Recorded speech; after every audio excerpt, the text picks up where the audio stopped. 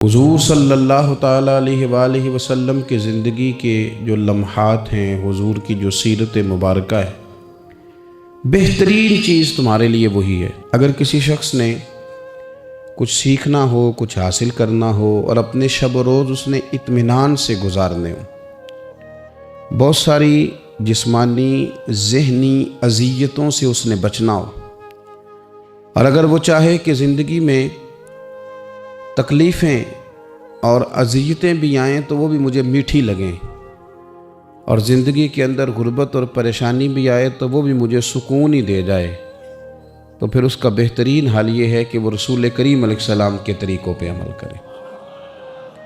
اگر وہ حضور صلی اللہ علیہ وسلم کے طریقہ ہے مبارکہ پر عمل کرے گا، حضور کے نقش قدم چلے گا، تو اس کے لیے یہ سارا کچھ آسان ہو جائے گا۔ آج کل ایک بہت بڑی پریشانی جس کا لوگ ذہنی طور پر بڑی شدت کے ساتھ تکلیف کا شکار ہیں، اور اس پریشانی نے جیتے جاگتے اٹھتے بیٹھتے باہمت لوگوں کو کمزور کرنا شروع کر دیا ہے۔ وہ پریشانی ہے غریبی کی پریشانی، کمزور ہونا، تنگ دست ہونا۔ بڑے بڑے باصلاحیت لوگ ہیں، باشعور ہیں، فہم و فراست والے، اللہ تبارک و تعالیٰ نے ساری نعمتوں سے انہیں نوازا ہوا ہے، لیکن ایک پیسہ نہ ہونے کی وجہ سے وہ عدم اعتماد کا شکار ہے۔ مفت میں پریشان رہتے ہیں کہ میرے پاس پیسے نہیں ہیں تو جانے کیا ہو جائے گا۔ غریبی، غربت آزمائش ضرور ہے، لیکن اس کا یہ مطلب نہیں ہے کہ ہم اس قدر زیادہ اپنے آپ کو احساس کمزوری میں لے جائیں کہ ہماری باقی ساری نعمتوں کا ہم شکریہ ہی ادا نہ کریں اور کسی اور خوبی کو اپنے اندر محسوس ہی نہ کریں۔ یہاں تک حالات خراب ہو گئے کہ جو خودکشیاں بہت زیادہ کثرت سے ہونے لگی ہیں، تو ان میں بھی ایک بڑی وجہ دولت کا نہ ہونا، پیسوں کا نہ ہونا، غریبی کا ہونا۔ اس میں شک نہیں کہ انسان بہت سا ذہنی تناؤ کا شکار ہوتا ہے اگر اس کے پاس اس کی ضروریات کے تعلق سے پیسے نہ ہوں، لیکن یہ کہ اس کو ذہن پہ سوار کرنا اور ہر وقت یہی بات کرنا، اس بات کو اچھی طرح سب سے پہلے سمجھ لیں کہ نبی پاک صلی اللہ علیہ وسلم دن میں ایک وقت روٹی کھانے اور 3 دن فاقہ کرنے کے لیے مجبور نہیں۔ کائنات کے خزانوں کی چابیاں اللہ نے اپنے محبوب کو عطا فرمائی ہیں، لیکن اس کے باوجود نبی کریم صلی اللہ تعالیٰ علیہ وسلم نے فقر کو اختیار کیا۔ حضور نے غریبی کو پسند کیا۔ تھوڑے پہ گزارا کرنا، تھوڑے پہ زندگی گزارنا، اس کو ترجیح دی رسول کریم نے۔ یہ جو فقیری ہے نا، فقیری یہ اتنی حسین چیز ہے کہ یہ میرے نبی پاک کی پسند ہے، یہ حضور کی پسند ہے۔ اس فقر کے اندر جو حسن ہے اور اس فقیری کے اندر جو طاقت ہے اور اس کی جو خوبصورتی ہے، اس کو اگر ہم ملاحظہ کرنا شروع کریں اور اس پر ہم تھوڑی توجہ دینے لگیں، تو ہو سکتا ہے بہت سارے لوگ جو غریبی کو اپنے لیے ذہنی اذیت محسوس کرتے ہیں، وہ فقر کو فخر سمجھنا شروع کر دیں، وہ اس کو بطور اعزاز کے اپنے لیے لیں۔ اسی طرح کچھ لوگ ایسے ہیں کہ جو سوسائٹی کے اندر کوئی بڑا مقام نہیں رکھتے، کوئی سیاسی، سماجی، مذہبی بڑا قد کاٹ نہیں رکھتے، وہ بھی اپنے آپ کو بڑا کمزور محسوس کرتے ہیں۔ وہ سمجھتے ہیں کہ شاید دنیا میں بڑا آدمی وہی ہوتا ہے جس کی ایک فون کال پہ سارے کام ہو جائیں۔ ایسا نہیں ہے۔ اگر آپ نے اپنی زندگی کو تقوی کے مطابق رکھا ہوا ہے، اللہ سے ڈر کے وقت گزار رہے ہیں، شریعت اسلامیہ کی حدود کا خیال کرتے ہیں، تو پیسوں کا نہ ہونا یا سوسائٹی میں بہت بڑے مرتبے اور نام کا نہ رکھنا یہ کوئی زیادہ اہمیت نہیں رکھتا، بلکہ اہمیت تو اس بات کی ہے کہ ہم اللہ رسول کی رضا کے مطابق چل رہے ہیں کہ نہیں چل رہے۔ نبی پاک صلی اللہ تعالیٰ علیہ وآلہ وسلم نے جو کامیابی ہمیں بتائی ہے، اور جو انتقال کے بعد قیامت کا منظر گزرنے کے بعد ہمارے لیے کامیابی ہے، وہ جنت ہے۔ جنتی اور جہنمی برابر نہیں ہو سکتے۔ لا یستوی اصحاب النار و اصحاب الجنہ، جنتی اور جہنمی برابر نہیں، بلکہ اصحاب الجنتی ہم الفائزون، یہ جنت والے ہیں، یہ کامیاب ہونے والے لوگ۔ जन्नती और जहन्नमी बराबर नहीं। कुरान मजीद ने फैसला किया कि ये बराबर नहीं, बल्कि जो जन्नत में चला गया वो कामयाब हो गया, वो अल्लाह की रहमत के करीब चला गया, खुदा का फजल उसे नसीब हुआ। अब बहुत बड़ी कामयाबी है जन्नत। और हदीस पाक सुनिएगा, ये बुखारी मुस्लिम में मौजूद है। हज़रत इमरान बिन हुसैन रदी अल्लाह ताला अन्हु हदीस के रावी हैं कि रसूल करीम सल्लल्लाहु ताला अलैहि वसल्लम ने इरशाद फरमाया कि मैंने ना जन्नत में अक्सर वो लोग देखे हैं जो दुनिया में फ़कीर थे।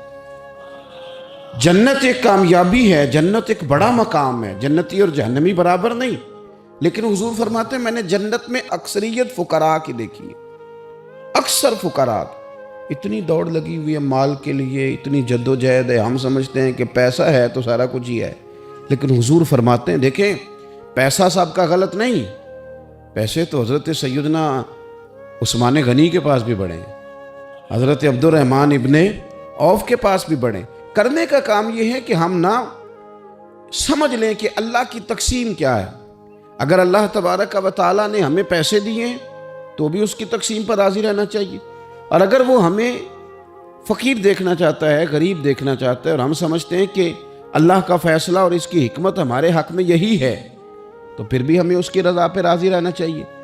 रसूल पाक सल्लल्लाहु ताला अलैहि वसल्लम फरमाते हैं मैंने जन्नत में अक्सरियत, यानी 1 2 4 लोग नहीं, अक्सर लोग मैंने वो देखे हैं जो दुनिया में फ़ुकरा थे, जो गरीब लोग थे।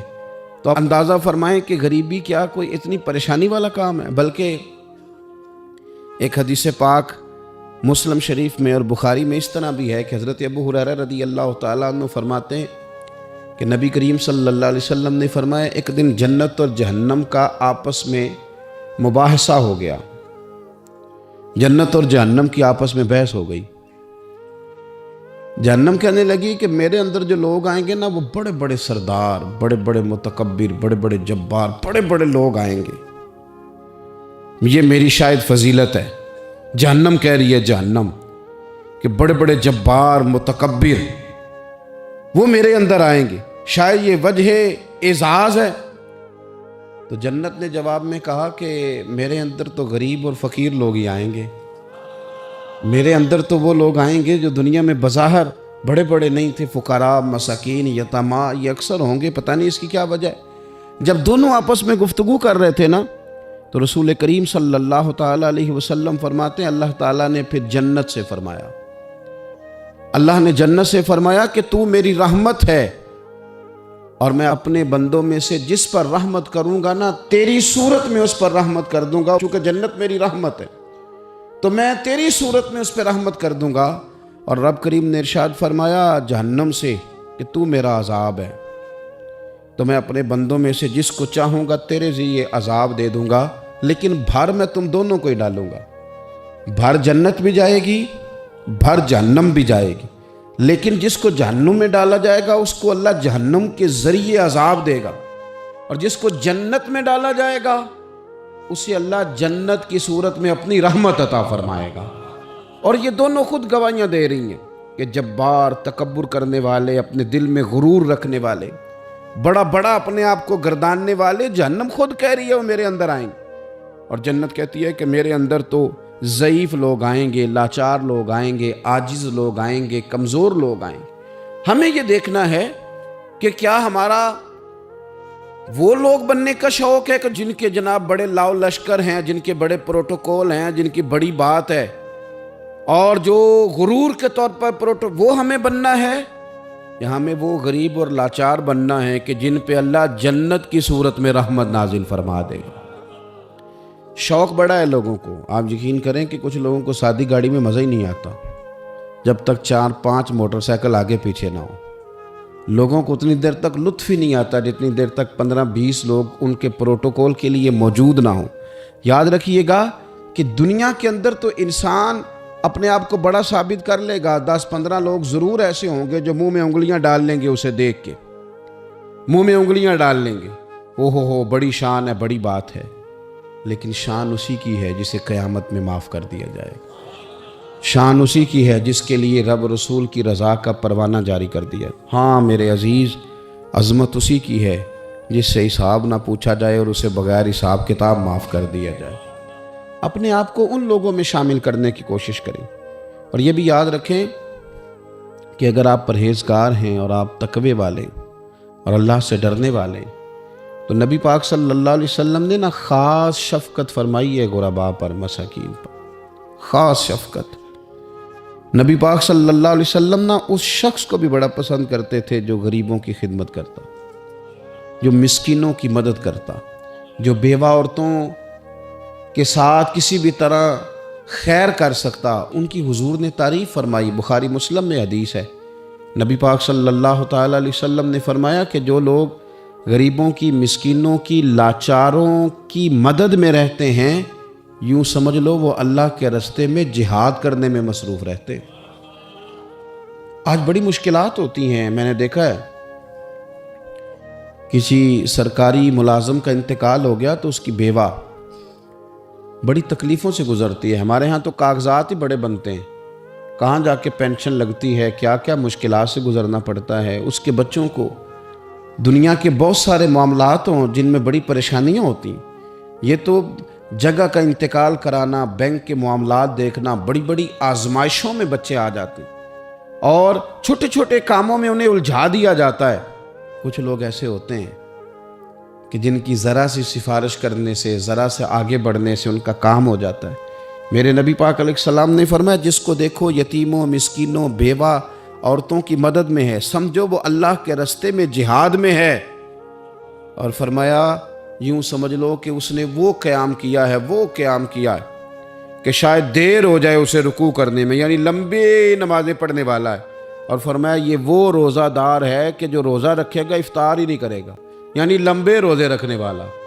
گویا مسکینوں، یتیموں، بیواؤں کی مدد میں رہنے والا اس طرح ہے جس طرح ساری ساری رات نفل پڑھنے والا اور ہر روز کے نفلی روزے رکھنے والا۔ تو آپ یہ سمجھ لیں کہ ان لوگوں کے ساتھ حضور نے خاص، ہمارے ہاں نا امیر کا تو ویسے دل کرتا ہے کہ وہ امیر لوگوں کے ساتھ دوستی رکھے، ان کے تو ویسے ہی بڑے مسئلے ہیں بیچاروں کے، انہوں نے اپنے کام نکلوانے ہوتے ہیں، تاجروں کو کچھ سیاستدانوں سے ربط رکھنا پڑتا ہے، بڑے بڑے مسئلے ہیں، بڑے بڑے مسائل ہیں، بڑے بڑے لوگوں سے لوگوں نے رابطے رکھے ہوتے ہیں کہ دنیا میں اگر کوئی کام پڑ گیا، کوئی مشکل آ گئی تو ہم ذرا فٹافٹ ان سے بات کر لیں گے۔ یہ تو معاملہ اپنی جگہ پہ قائم ہے کہ تاجر نے، سیاستدان نے، بڑے لوگوں نے بڑے لوگوں سے ربط بنائے، لیکن اب کمزوری اس طرح کی آتی جا رہی ہے کہ غریب بھی غریب سے دوستی نہیں کرتا، غریب بھی ڈھونڈتا پھرتا ہے کہ کوئی امیر آدمی ملے، کوئی تگڑا آدمی ملے، وہ بھی منت کر کے فوٹو کھچوائے گا تو کھچوائے گا کسی رئیس کے ساتھ۔ غریب بھی پسند نہیں کرتے کہ ہم غرباء کے ساتھ پیار کریں۔ ہمارے دائیں بائیں بہت سارے ایسے لوگ ہوتے ہیں جو کمزور ہوتے ہیں، اور میں نے دیکھا ہے کہ زندگی میں تو خیر کرنا دور کی بات ہے، جنازے تک میں لوگ نہیں جاتے۔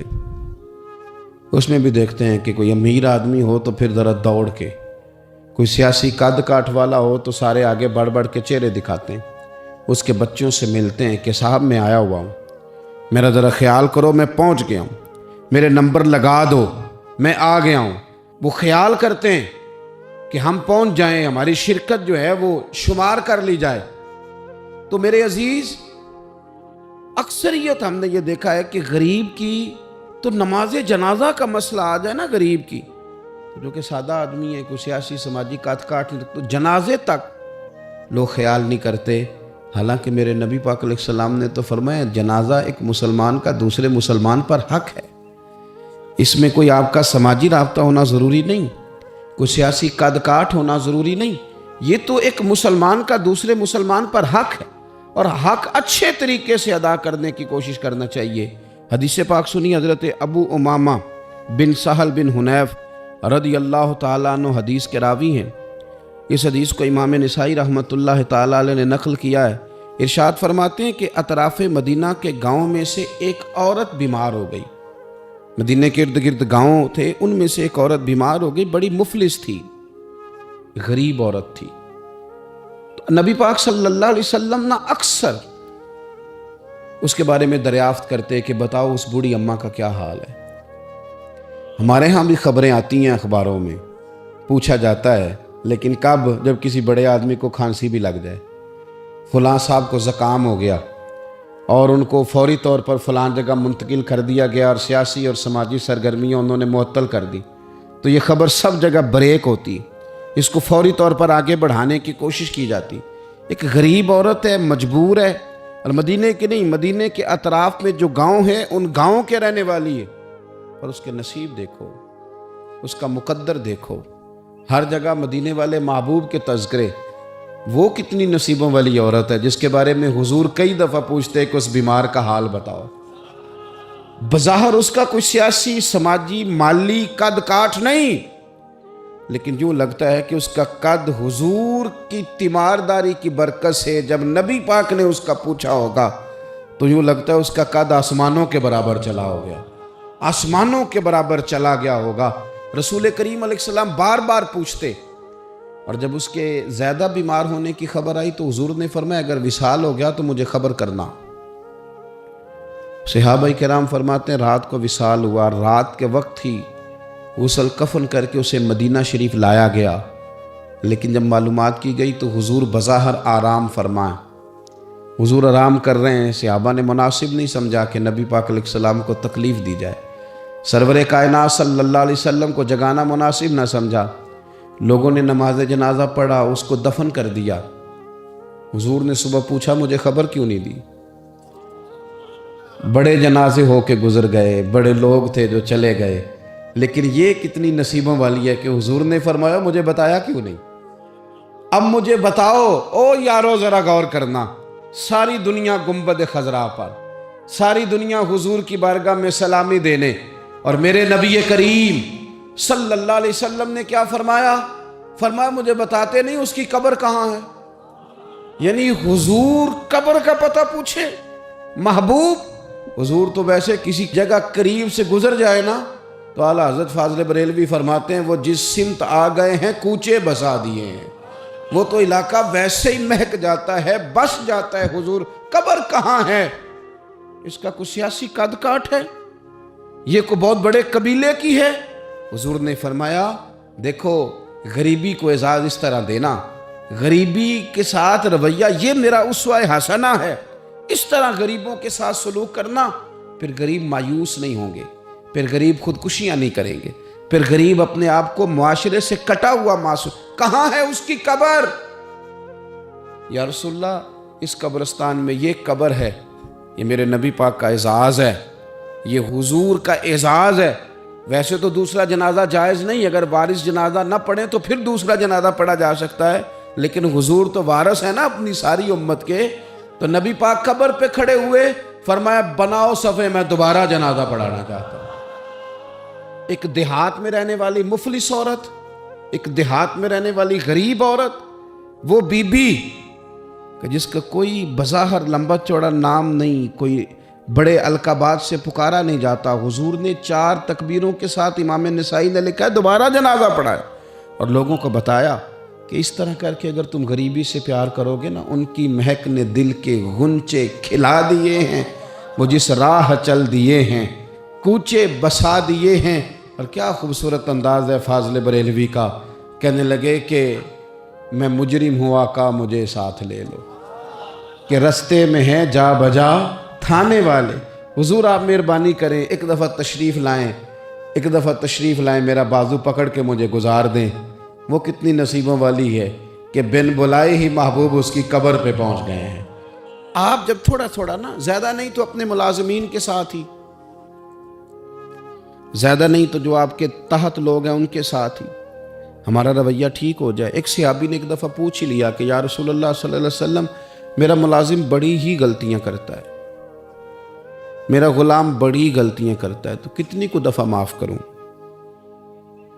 کتنی کو غلطیاں ایک دن میں کو کر سکتا ہے؟ 2 دفعہ کر لے گا، 3 دفعہ بھول جائے گا۔ سوال پوچھا نا کہ یا رسول اللہ صلی اللہ علیہ وسلم میرا غلام بڑی غلطیاں کرتا ہے تو کتنی دفعہ معاف کروں؟ تو نبی پاک علیہ السلام نے فرمایا اگر تو نے گنتی کر کے گویا پوچھا ہے تو چلو تجھے اسی طرح ہی بتا دیتے ہیں۔ حضور کتنی دفعہ معاف کروں؟ فرمایا چل ایک دن میں 70 بار تو معاف کیا ہی کرنا۔ حالانکہ 70 غلطیاں کو دن میں نہیں کر سکتا، کر نہیں سکتا، اس نے شمار کر آخر کتنی کو دفعہ معاف کروں؟ نبی پاک صلی اللہ علیہ وسلم فرمایا 70 دفعہ تو معاف کر ہی دیا کرنا، 70۔ حضرت ابو مسعود رضی اللہ تعالیٰ عنہ فرماتے مجھے کسی بات پہ غصہ تھا اور میں اپنے غلام کو مار رہا تھا، پیٹ رہا تھا، اور بار بار میں اس پر سختی کر رہا تھا۔ دور سے حضور نے دیکھا اور آوازیں دیں۔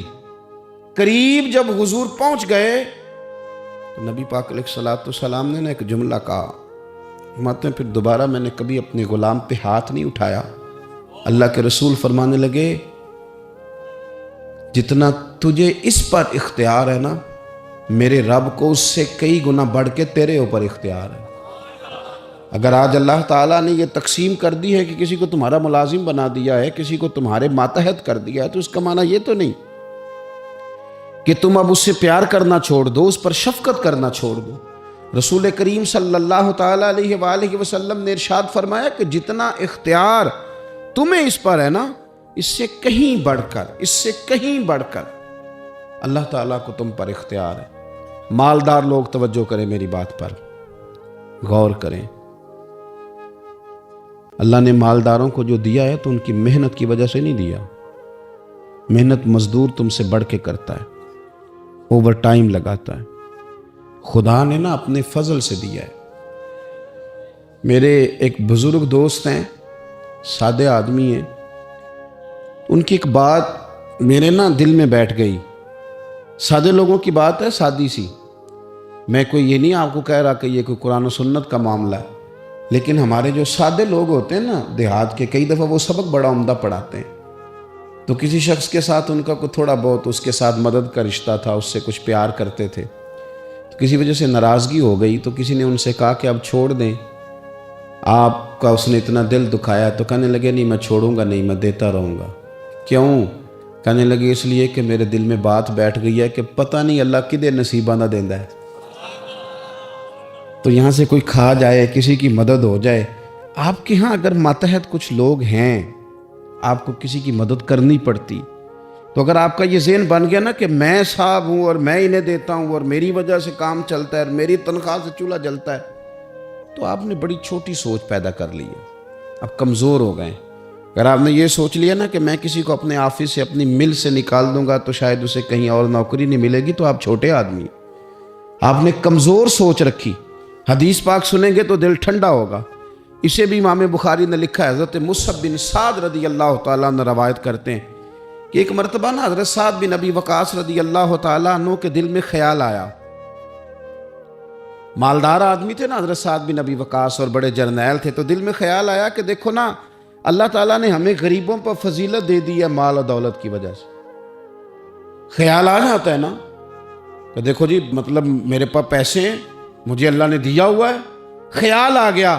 حضرت مصعب بن سعد رضی اللہ تعالیٰ عنہ فرماتے ہیں ان کے دل میں خیال آیا، دل میں خیال آیا کہ دیکھو اللہ نے پھر ہمیں فضیلت والا بنایا، تو اسی لیے اللہ نے ہمیں پیسے دیے نا، اللہ نے ہمیں کچھ بنایا ہے تو پھر ہی اللہ نے دولت زیادہ دی ہے نا۔ تو فرماتے ہیں نبی کریم صلی اللہ تعالیٰ علیہ وسلم نے ان سے فرمایا یاد رکھو تمہیں نا تمہارے کمزور اور غریب لوگوں کے وسیلے کی وجہ سے روزی دی جاتی ہے۔ تمہیں امیروں، تمہیں جو نوازا جاتا ہے نا، تو یہ غریبوں کے صدقے، ضعیفوں کے صدقے، کمزوروں کے صدقے، یہ ان غریبوں کے صدقے تمہیں نوازا جاتا ہے، اور پھر تمہارے ذمے لگایا جاتا ہے کہ تم نے زکوٰۃ دینی ہے، تم نے صدقات دینے ہیں، تم نے ان پر خرچ کرنا ہے، تمہیں ان کے صدقے مل رہا ہے، ان کے صدقے۔ ایک سوچ یہ ہے کہ اللہ نے مجھے مال دیا ہے تو کسی وجہ سے دیا ہے، اور ایک سوچ یہ ہے کہ میری فیکٹری میں پتہ نہیں کون سا غریب لوگ ہے جس کی وجہ سے فیکٹری چل رہی ہے۔ ایک سوچ یہ ہے کہ پتہ نہیں میرے آفس میں کون سا ایسا شخص ہے جس کی وجہ سے نظام چل رہا ہے، اور ایک سوچ یہ ہے کہ میں جاگیردار ہوں تو پتہ نہیں کون سا کسان ہے جو میرے پاس کام کرتا ہے تو اس کی وجہ سے اللہ مجھے بھی روزی دیتا ہے۔ نبی پاک صلی اللہ علیہ وسلم نے امیروں کو یہ سوچ بنانے کا کہا کہ یہ سوچ بناؤ کہ ہمیں رب جو دیتا ہے وہ کمزوروں کے صدقے دیتا ہے، وہ غریبوں کے صدقے دیتا ہے۔ اگر یہ ذہن بن جائے، دیکھیں نا یہ کاریگر ہے اور یہ اچھا نظام چلانے والا ہے، ایڈمنسٹریٹر بہت اچھا ہے، مینیجر بڑا اچھا ہے، یہ نکل گیا تو خرابی ہوگی۔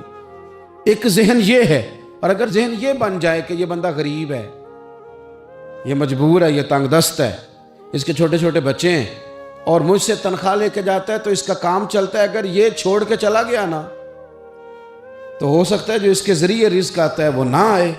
اگر یہ ذہن سازی بنے تو پھر میرا خیال ہے کوئی بھی امیر آدمی کسی غریب کو رسوا نہیں کرے گا، پھر کوئی بھی کسی کے لیے اس طرح کے لفظ ادا نہیں کرے گا کہ جس کے اس کی عزت نفس مجروح ہو۔ ہم اگر یہ تھوڑا تھوڑا کر کے رویہ اپنے دلوں کے اندر پیدا کرنا شروع کر دیں اور تھوڑی تھوڑی محبت کو بڑھانے لگیں تو آہستہ آہستہ ہمیں محسوس ہوگا کہ ہم کوئی ظرف کو اونچا لے گئے ہیں، ہمارے دلوں کو اللہ نے نرم کر دیا ہے۔ ہمارے ہاں نا سوسائٹی میں کچھ سیاسی سماجی لوگ ہیں جن کی سفارش چلتی ہے، جو نامی گرامی ہوتے ہیں، جو علاقے کے معروف لوگ ہوتے ہیں، جو اشراف اپنے آپ کو سمجھتے ہیں، قبیلوں کا بڑا جانتے ہیں۔ وہ یاد رکھیں کہ اگر تو وہ قبیلے کے بڑے اس طرح بنے ہوئے ہیں کہ وہ لوگوں کے ساتھ پیار کرتے ہیں تو پھر تو ان کا اجر زیادہ ہے، لیکن اگر وہ بڑے بنے ہیں اور اس رنگ میں بڑے بنے ہیں کہ وہ تکبر میں آ گئے ہیں، اس رنگ میں بڑے بنے ہیں کہ انہوں نے غلط سیاستیں کی ہیں، انہوں نے قوم کا مال کھایا ہے، وہ اس طرح سے اقتدار کے ایوانوں تک پہنچے ہیں کہ انہوں نے پھر کچھ نہیں دیکھا کہ مجھے کچھ خریدنا پڑ رہا ہے کہ کچھ بیچنا پڑ رہا ہے۔ غلط طریقے سے وہ لوگ آگے سیاسی بن گئے، سماجی بن گئے، لوگ سلوٹ کرنے لگ گئے، اور کچھ بیچارے غریب ایسے ہیں کہ جن کو کوئی 1 کلو چینی بھی ادھار نہیں دے رہا۔ تو اب بظاہر اس غریب کو مایوس نہیں ہونا چاہیے، اس کو شریعت یہ نہیں کہتی کہ تو کمزور پڑ جائے اور تو کہے جی شاید میں تو بیکار ہی معاذ اللہ دنیا میں آ گیا، کوئی نام نہیں جانتا، کوئی قد کاٹ نہیں، کسی اونچی کرسی پہ بٹھایا نہیں جاتا، کبھی میرے گلے میں پھولوں کا ہار نہیں ڈالا جاتا، کوئی میرے آنے پر کھڑا نہیں ہوتا، میں بھی کوئی سیاسی سماجی ہوتا، میں بھی کوئی مال و دولت والا ہوتا۔ یہ سٹیٹس کی کمزوری بعض غریب لوگوں کو کمزور کر دیتی ہے، ذہنی طور پر پریشان رہنے لگتے ہیں۔ اور کچھ لوگ ہمارے ہاں یہ زیادتی بھی کرتے ہیں، وہ کہتے ہیں سارا پنڈ مر جائے، ماڑے دے بچے تو چودھری نہیں نہ بننا۔ تو میں کیا کرتا ہوں، یہ مایوسی ہے، یہ آپ نے غلط بات کی۔ یہ تو اللہ کے نظام قدرت میں بات ہے، رب جب چاہے جس کو چاہے جہاں چاہے اپنے فضل سے پہنچا دے۔ آپ حدیث پاک سنیں گے اور اس حدیث پاک کے جو خوبصورت پہلو ہیں اس پر آپ غور کریں گے۔ حضرت سیدنا سہل بن سعد انصاری رضی اللہ تعالیٰ عنہ فرماتے ہیں ہم نبی پاک علیہ السلام کی خدمت میں حاضر تھے تو ایک شخص قریب سے گزرا، تو حضور نے اپنے پاس بیٹھے ہوئے ایک شخص سے فرمایا اس کے بارے میں تیرا کیا خیال ہے؟ تو اس نے عرض کی حضور یہ بڑا لوگوں میں معزز آدمی ہے، بڑا اس کا اکرام ہے۔ ہوتے ہیں نا لوگ سیاسی ہیں، سماجی ہیں، بڑی اتھارٹی رکھتے ہیں، بڑے سردار ہیں، بڑے چودھری، حضور اس کا بڑا مقام ہے۔ اس نے دلیل دی کہ یا رسول اللہ اگر یہ کسی جگہ پیغام نکاح بھیجے گا تو اس کو رشتہ دے دیا جائے گا، لوگ پسند کریں گے اس کے ساتھ رشتہ داری کرنا، اور اگر یہ کسی کی سفارش کرے گا تو اس کی سفارش قبول کی جائے گی۔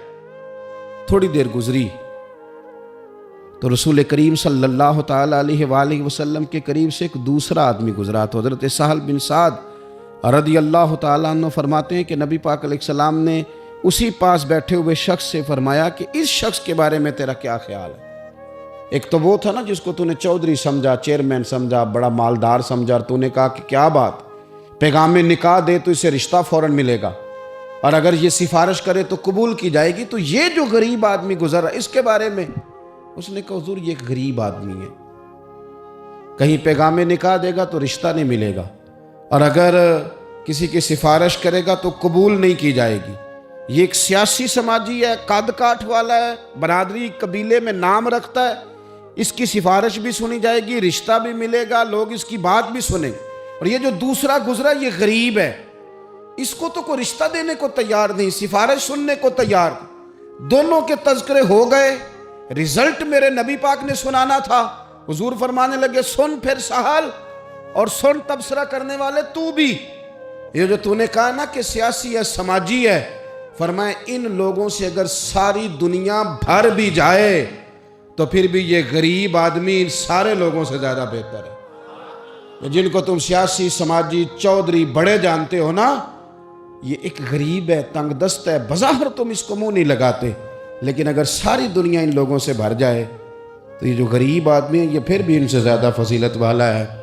میرا خیال ہے جب حضور غریبی کی اتنی فضیلتیں بیان کرے تو پھر غریبوں کو پریشان تو نہیں نہ ہونا چاہیے، پھر تو اپنی فقیری کو اپنے سینے سے لگا کے فخر کرنا چاہیے، پھر تو ناز کرنا چاہیے، پھر تو غور کرنا چاہیے کہ اللہ تبارک و تعالیٰ نے ہمیں کتنی عظمتوں سے نوازا ہے، کتنی فضیلتیں عطا فرمائیں۔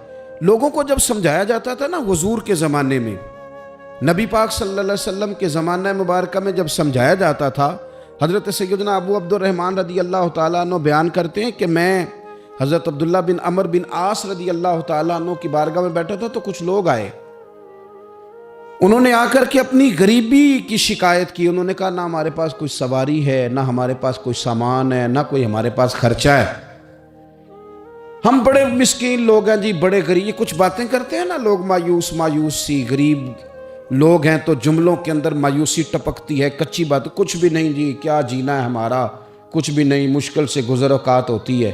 او خدا کے بندو، جن لوگوں کا آخرت پر یقین ہو اور تربیت حضور کے اسوہ نور سے لی ہو، وہ اس طرح کی کمزور باتیں نہیں کرتے۔ وہ حضرت مولا علی شیر خدا سے کسی نے کہا کہ آپ نے مال کیوں نہیں کمایا، چلو حلال ہی کما لیتے۔ تو حضرت مولا علی فرمانے لگے مال حرام ہو تو عذاب ہوتا ہے، حلال ہو تو حساب ہوتا ہے۔ حرام ہو تو عذاب ہے، حلال ہو تو حساب ہے۔ ہم دونوں کام ہی نہیں کرتے، ہم حلال بھی اکٹھا نہیں کرتے، وہ عذاب نہ ہو تو حساب تو اس کا بھی دینا ہی پڑے گا نا، ہم یہ کام ہی نہیں کرتے۔ تو کچھ لوگ حاضر ہوئے حضرت عبداللہ بن عمر بن عاص کی بارگاہ میں، اور انہوں نے آ کر کے عرض کی حضور نہ سواری کوئی، نہ کوئی خرچہ، نہ کوئی رہنے کو جگہ، نہ ہمارے پاس کوئی اور سہولیات۔ حضرت عبداللہ بن عمر رضی اللہ تعالیٰ عنہ فرمانے لگے بڑے پریشان ہو، ایک بات نہ کر لو تم سے؟ وہ غریب کہنے لگے حضور کر لیں۔ فرمایا اگر تم چاہو تو میرے پاس آ کے رہ جاؤ، جتنی چیزیں تم نے کہی ہیں نا اللہ میسر کرے گا، تمہیں دیں گے۔ اور فرمانے لگے اگر تم کرو نا صبر، اگر تم کرو صبر اور اپنی اس غریبی پہ راضی ہو جاؤ، اپنی اس فقر پر تم اگر راضی ہو جاؤ، صبر تمہیں آ جائے، تو پھر سنو میں نے نبی پاک صلی اللہ تعالیٰ علیہ وسلم کو فرماتے سنا ہے کہ فقیر لوگ امیروں سے 40 سال پہلے جنت میں چلے جائیں گے۔ اگر تو تم جو مایوسی بتا رہے ہو وہ تم سے صبر نہیں تمہیں ہونے دیتی تو آ جاؤ، تمہیں مال دیتے ہیں۔ اور اگر تمہیں صبر آ جائے اور تم فقیری میں جینا سیکھ جاؤ، اس غریبی اور سادگی کو تم سینے سے لگاؤ اور مایوسی چھوڑ دو، تو پھر نا میں نے حضور سے خود سنا ہے کہ غریب لوگ امیروں سے 40 سال پہلے جنت میں جائیں گے۔ اب تم بتاؤ کیا کرنا ہے؟ زمانہ تھا نا رسول پاک کا، اور لوگ وہ تھے نا جنہوں نے تازہ حضور کا دور دیکھا تھا، تو بے صبرے نہیں تھے، وہ روتے نہیں تھے کہ پیسے نہیں ہیں تو پتہ نہیں کیا بنے گا۔ انہوں نے یہ نہیں کہا کہ ہم آپ کے پاس آ جاتے ہیں، آپ ہماری ضروریات کا خیال کر دیں۔ حدیث سنی نا جب حضور کی، غریبوں غور کرنا، جب انہوں نے حضور کی یہ حدیث سنی نا کہ غریب امیروں سے 40 سال پہلے جنت میں جائیں گے، تو وہ غریب لوگ حضرت عبداللہ بن عمر سے کہنے لگے حضور ہمیں نہیں پیسے چاہیے، ہم انشاءاللہ صبر کریں گے اور جنت میں امیروں سے پہلے داخل کر دیے جائیں گے، ہم اس غریبی کے ساتھ وقت گزاریں گے۔ تو بہت زیادہ مایوسیوں سے باہر آئیں، بہت زیادہ پریشانیوں سے باہر آئیں، ہر وقت رونا اور ہر وقت یہ احساس، زندگی ہے کتنے کو سال ہیں، تھوڑا سا وقت ہے، اللہ جس حال میں رکھے اس حال میں راضی رہ کے مزے کے ساتھ جی کے اپنا رخت سفر باندھنا چاہیے۔ ہم اتنی مایوسیوں میں گھر گئے ہیں، اتنی مایوسیوں میں۔ دنیا کا سب سے بڑا انعام دولت نہیں، دنیا کا سب سے بڑا انعام ایمان ہے، رسول پاک کی غلامی ہے۔ تو جسے یہ شان ملی ہوئی ہے اسے پھر ناز سے جینا چاہیے۔ تو عزیز دوستو، ایک تو یہ کہ غریب لوگ احساس پیدا کریں کہ ہم نے غریب ضرور رہنا ہے پر مایوس نہیں رہنا، ہم نے احساس ضرور کرنا ہے لیکن ہم نے احساس سے کمتری کا شکار نہیں ہونا۔ اور امیر بھی غور کریں، اگر وہ تھوڑا سا غریبوں کی طرف ہاتھ بڑھائیں گے تو ان کے رزق میں برکت ہی ہوگی، ان کے ذریعے سے انہیں زیادہ ہی نوازا جائے گا۔ اللہ کے حضور دعا ہے مالک کریم ہمیں سمجھنے کی توفیق عطا فرمائے۔